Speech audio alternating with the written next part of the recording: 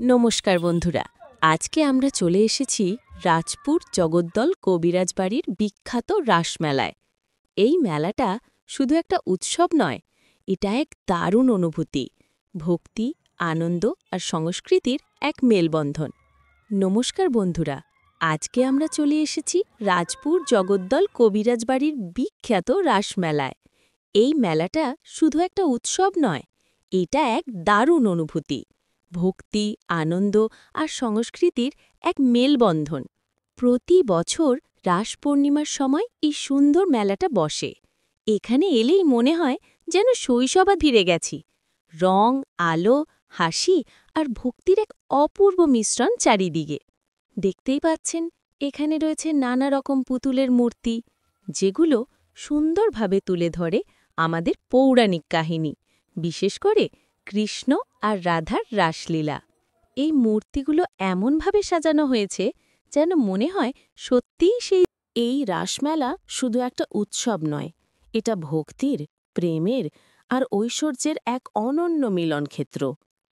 শাস্ত্রমতে এক কার্তিকী পূর্ণিমার রাতে বৃন্দাবনের বনভূমিতে কৃষ্ণ তার বাঁশি বাজি আহ্বান করেছিলেন গোপীদের। চাঁদের আলোয়, ফুলের গন্ধে আর মৃদু সুরে শুরু হয়েছিল সেই অমর রাসলীলা। রাধা আর কৃষ্ণ অসংখ্য গোপীকে নিয়ে একসঙ্গে নাচলেন, কিন্তু আশ্চর্যের কথা, প্রত্যেক গোপীর পাশে ছিল একজন কৃষ্ণ। এই লীলাই দেখায় প্রেমে ভেদাভেদ নেই, কৃষ্ণ সবারই নিজের। আজও রাসমেলায় সেই দৃশ্যই ফুটে ওঠে। মাটির পুতুলে, কাঠের মূর্তিতে, আলো সাজে আর মানুষের ভক্তিতে। রাধাকৃষ্ণের প্রেম, গোপীদের ভক্তি আর সেই দিব্যি আনন্দের স্মৃতি যেন আজও ছুঁয়ে যায় প্রতিটি দর্শনার্থীর মন।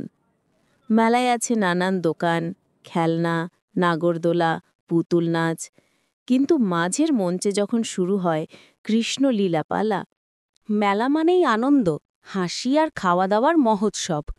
ঢোকার পরই নাকের সামনে ভেসে আসে ভাজা চপ, ফুচকা, ঘুগনি, জিলিপির গন্ধ। আহা, যেন মনটা নেচে ওঠে। কেউ খাচ্ছে আইসক্রিম, কেউ চাট খাচ্ছে, আর ছোটরা বাবার হাত ধরে বলছে, বাবা আরেকটা জিলিপি দাও না। তারপরই চোখ পড়ে নাগরদোলার দিকে। রঙিন আলোয় ঝলমলে বিশাল চাকা ঘুরছে। কেউ আনন্দে চিৎকার করছে, কেউ আবার চোখ বন্ধ করে ভয়ে সামলাচ্ছে। উপরে উঠে পুরো মেলা দৃশ্যটা দেখা যায়। নিচে রঙিন দোকান, খেলনা, মুখে হাসি, হাতে